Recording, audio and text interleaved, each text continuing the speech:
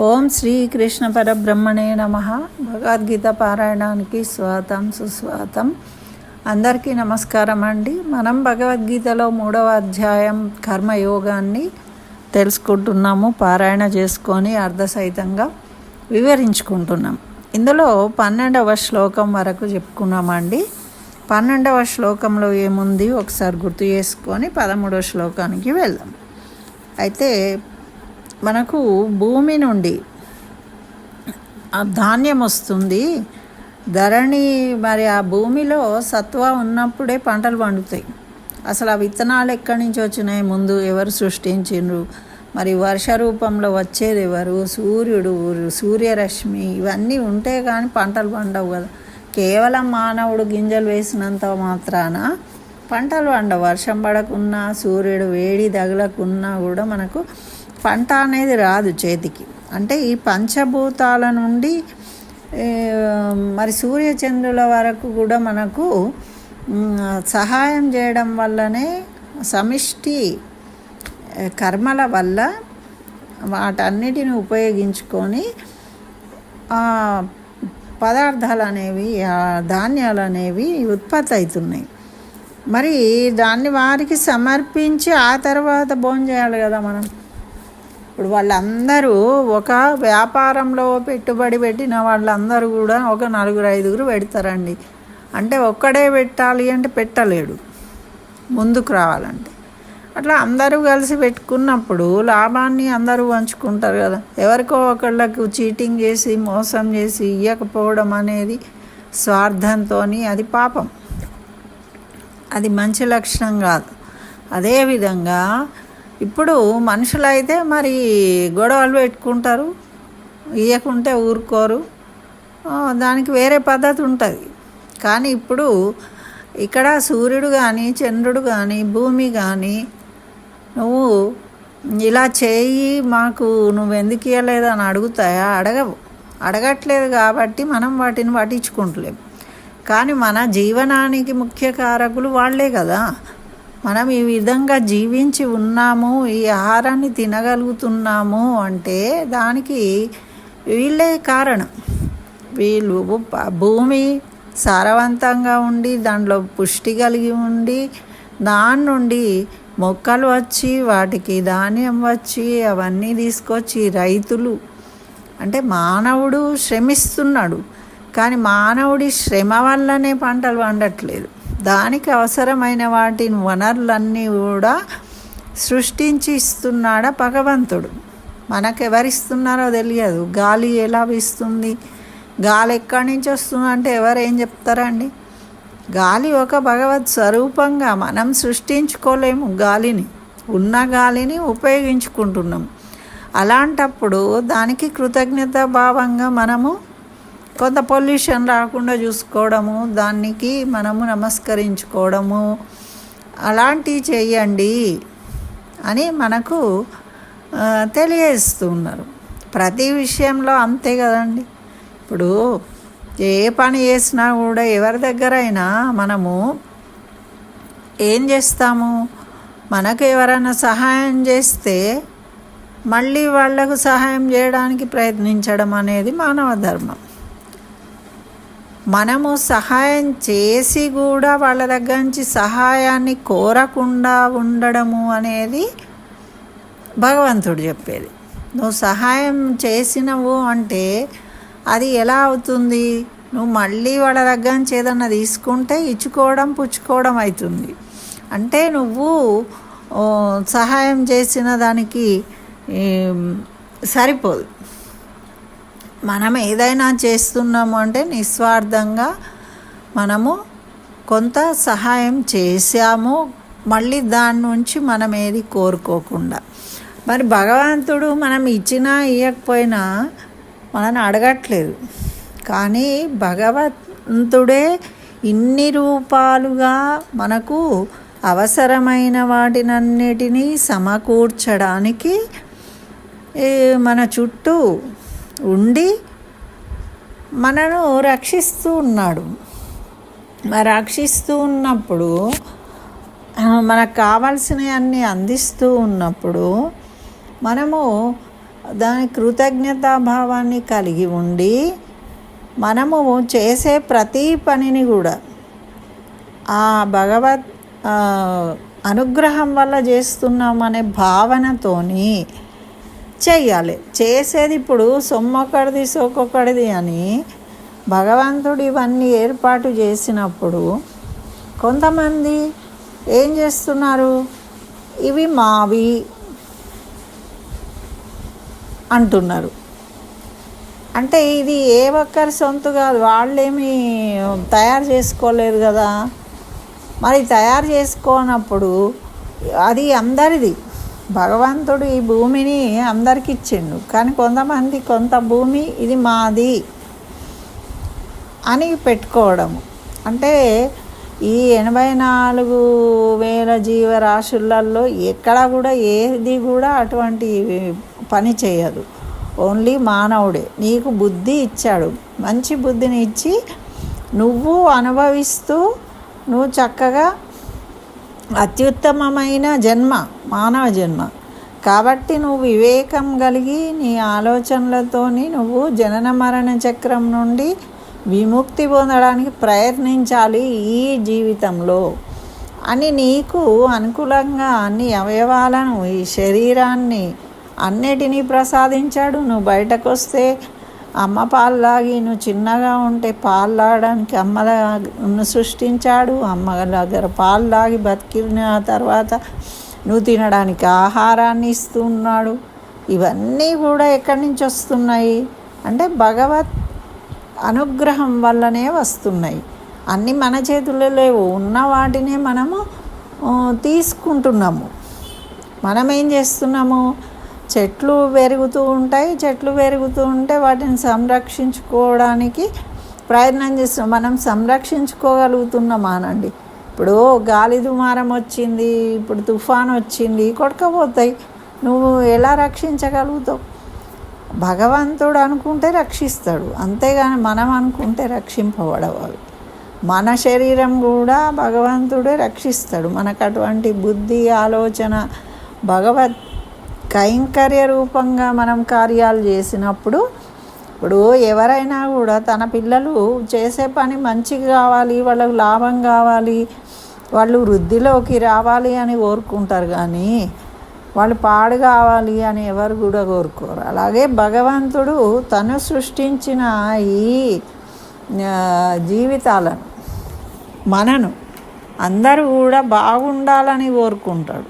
మంచి బుద్ధి కలగాలి, మంచిగా ఉండాలని. ఏ చిన్న మంచి పని చేసినా మనకు కార్తీక పురాణంలో ఇస్తాడు కదా, ఒక్క నారాయణ అన్నందుకు ఆయనకు పరమపద ప్రాప్తి కలుగుతుంది అంటే చెప్తూ ఉంటారు జీఆర్ స్వామి. ఒక్కొక్కసారి ఎదురు చూస్తూ ఉంటాడట, నారాయణ అంటాడేమో అంటే వీడిని రక్షిద్దాము అని. నా అనగానే అమ్మ లక్ష్మీదేవి చెప్తూ ఉంటుంది, అలాగో నా అన్నాడండి మనవాడు. టీచర్లు చిన్నపిల్లల పేపర్లు దిద్దుతూ ఉంటే అట్లాగే ఆలోచిస్తారు. వాడు ఒక మాట అన్నా కరెక్ట్గా రాసేవాడికి మార్కులు ఇవ్వాలి అనే ఆలోచన.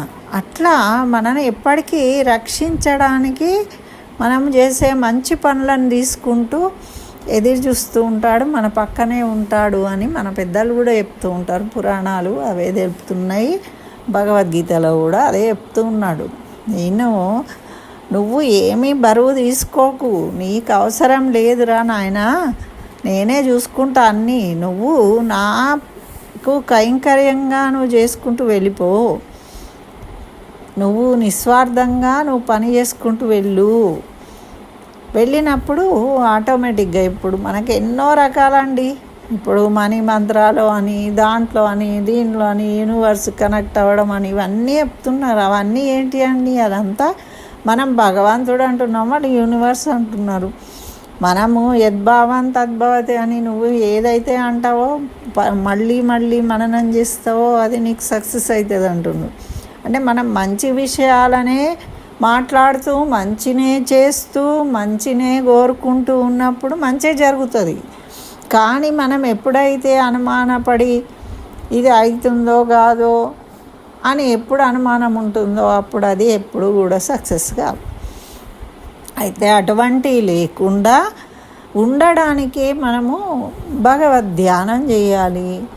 భగవంతుడికి దండం పెట్టుకుంటే ఒక ధైర్యం వస్తుంది మన గుడికి వెళ్ళి.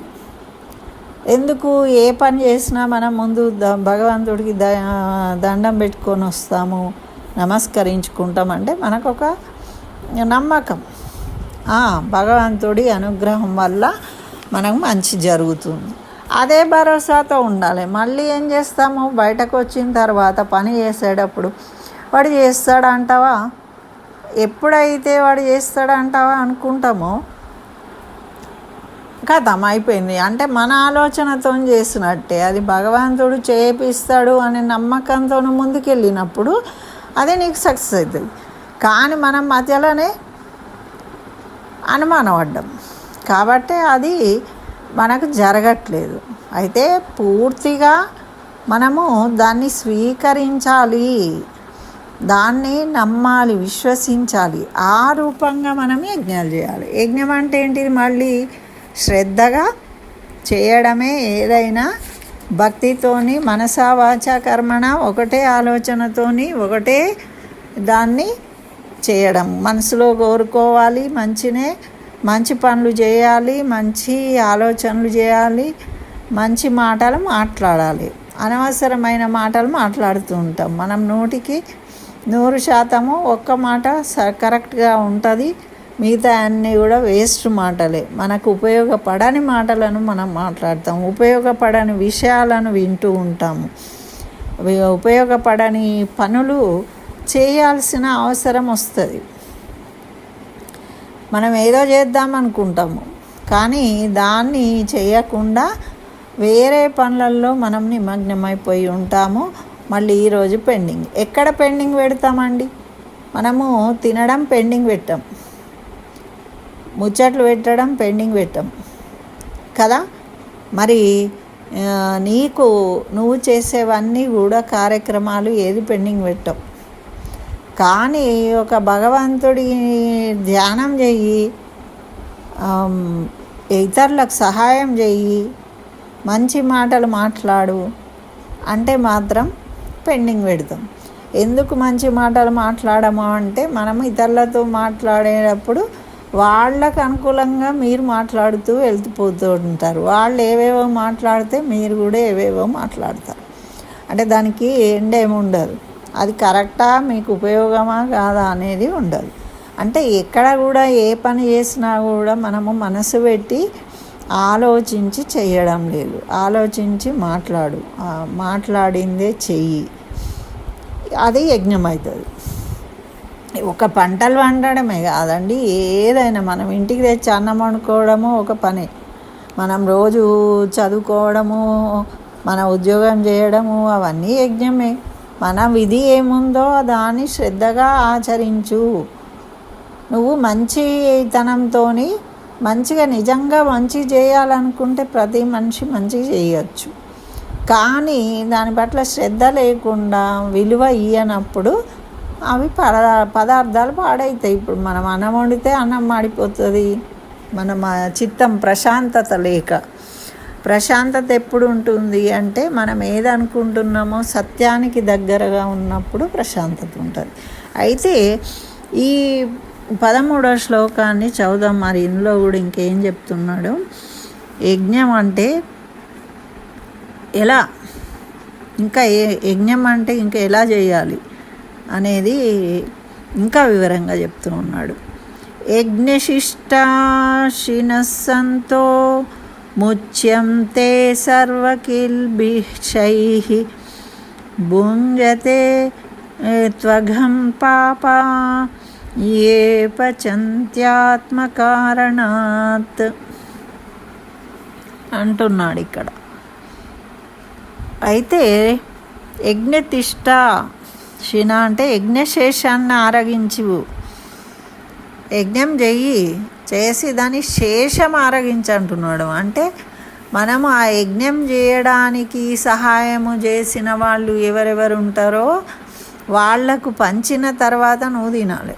ఇప్పుడు పని చేసేవాడు ఏం చేస్తారు, ఇప్పుడు అమ్మ అన్నం వండుతుంది, అన్నీ చేస్తుంది, ఆమెనే ముందు కూర్చొని తినదు. అందరూ ఎవరు ఉంటే వాళ్ళందరికీ పెట్టిన తర్వాత ఆమె తింటుంది. అట్లా పంటలు పండించేవాడు అందరికీ పంచుతాడు.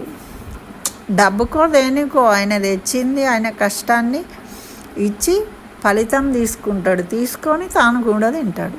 అయితే మనం ఏం చేస్తాం మరి? ఆ ధాన్యాన్ని తెచ్చుకొని వంట చేసుకొని భగవంతుడికి నివేదించిన తర్వాత మనం తినాలి. భగవంతుడికి ఎందుకు నివేదిస్తాం అంటే వర్షదేవుడా, వాయుదేవుడా, సూర్యదేవుడా అందరికీ అంటే ప్రకృతికి ఆరాధించే వాళ్ళు ప్రకృతికి కూడా నివేదించుకోవచ్చు.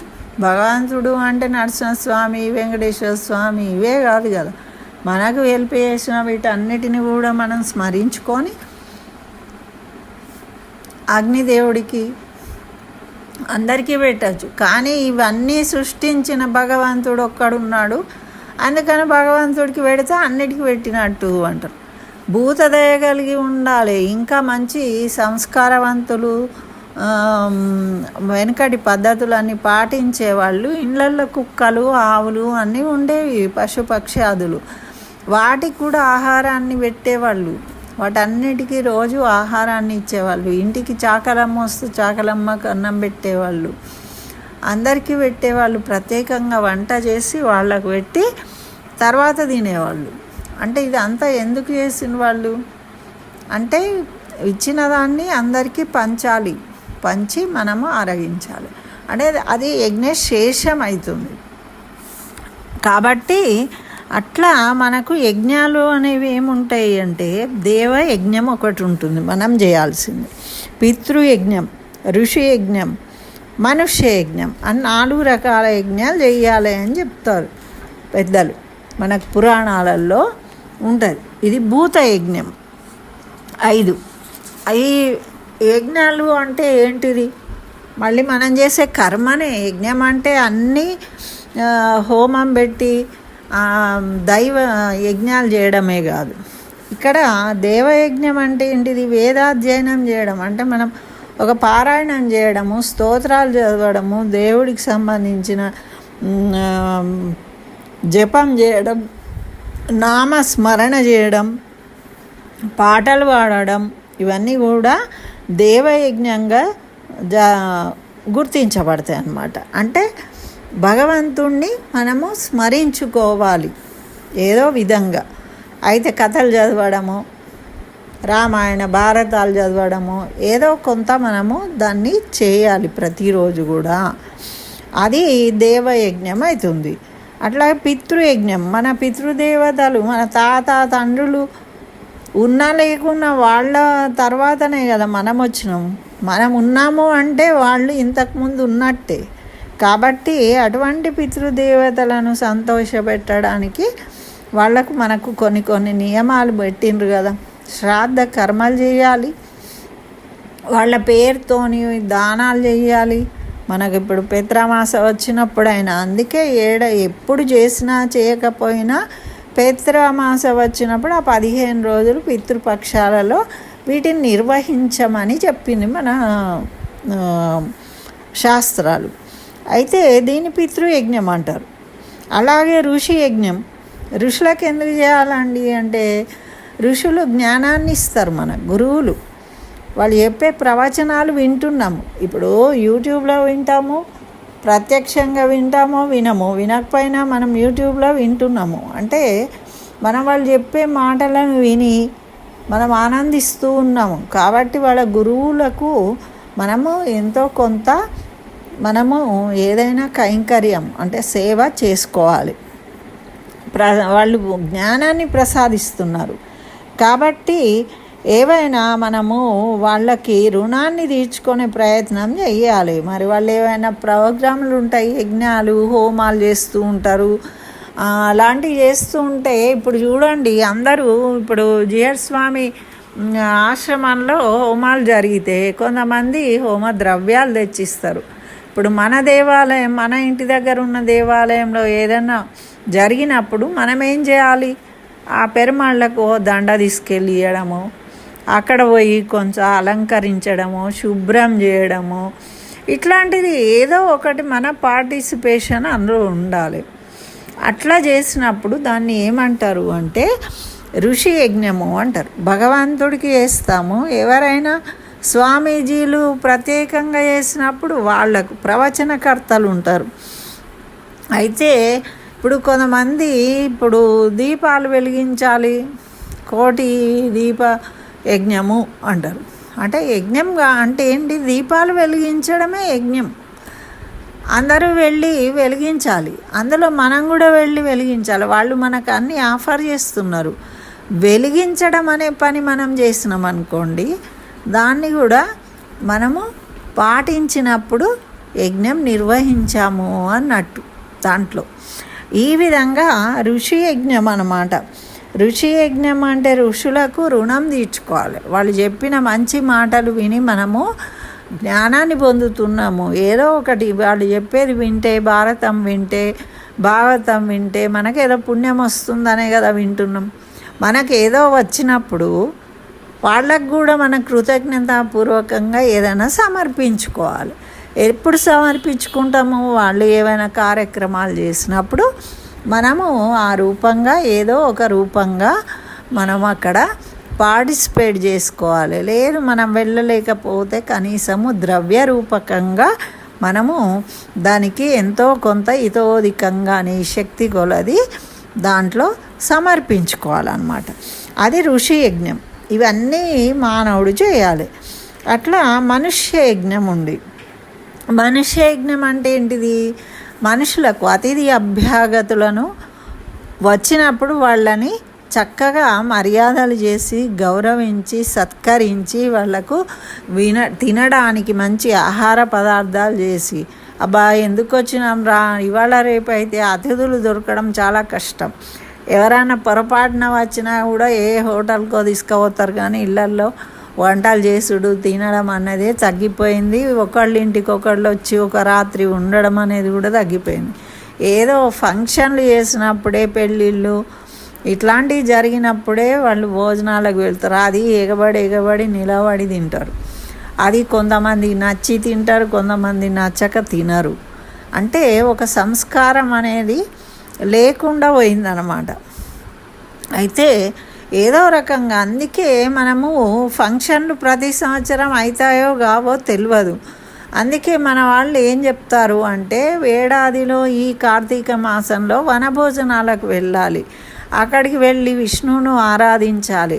ఉసిరి చెట్టు కింద ఆరాధించుకొని బ్రాహ్మణులకు సమారాధన చేయాలి. ఆ శేషప్రసాదాన్ని మన అందరము మన బంధువర్గంతో, స్నేహితులతోని అందరికీ కూడా పంచాలి అనేది ఒక సిస్టమ్ పెట్టిండు. అంటే మన ఇంటికి వచ్చి తినేవాళ్ళు ఉన్నా లేకున్నా ఆ సంవత్సరము మనము దీన్ని నిర్వహించడం వల్ల మనుష్య యజ్ఞాన్ని చేసిన వాళ్ళం అవుతాము అని ఒక సిస్టమ్. అయితే భూత యజ్ఞము ఇంకోటి 5వది. ఇది ఏంటిది? పశుపక్షాదులు ఎన్నో విధాలుగా మనకు సహకరిస్తూ ఉంటాయి. ఎలా సహకరిస్తాయంటే, ఇప్పుడు కోడి ఉంది, గుడ్లు పెడుతుంది, ఆ గుడ్లన్నీ తింటున్నారు కదా. మళ్ళీ పంటలు పండడానికి కూడా పక్షులు ఉపయోగపడతాయి. అంటే రీప్రొడక్షన్ కావడానికి గింజలను తీసుకెళ్ళి వేయడము, ఇట్లాంటివన్నీ కూడా ఎన్నో విధాలుగా పశువులు, పక్షులు అన్నీ కూడా ఉపయోగపడతాయి. పశువులు కూడా ఉపయోగపడతాయి కదా. ఆవు పాలిస్తుంది, మేకలు వాటి ఎరువు వేస్తాయి. మరి ఈ విధంగా మాంసభక్షకులకు మాంసంగా ఉపయోగపడతాయి. గాడిద కూడా బరువులు మోస్తుంది, కుక్క ఇంటికి కాపలా ఉంటుంది. ఈ విధంగా ప్రతి ఒక్క జీవి ఏదో రకంగా మనకు ఉపయోగపడుతుంది. కాబట్టి వాటిని తృప్తిపరచడానికి మనము కొన్ని భూత యజ్ఞం చేయాలి. అంటే ఇంటి ముందరి కుక్క ఉంటే ఓ రొట్టె వేయాలి. అయితే దీనికోసం మన వాళ్ళు ఏం చెప్పిండ్రు, అట్లా కుక్కకు పెట్టు అంటే పెట్టరు. కానీ పూర్వకాలంలో అందరిళ్ళల్లో కుక్క ఉండేది కాపలా. అయితే కుక్క అంటే మనకేం చెప్తారు, దత్తాత్రేయ స్వామి వస్తాడు, ఏదో కుక్క రూపంలోనో వస్తాడు, నల్ల కుక్క. ఈ విధంగా అంటే మనం ఏదో రకంగా భూత యజ్ఞాన్ని చేసి ఆ ఫలితాన్ని పొందాలి అని మనకి ఇట్లా చెప్పిండ్రనమాట.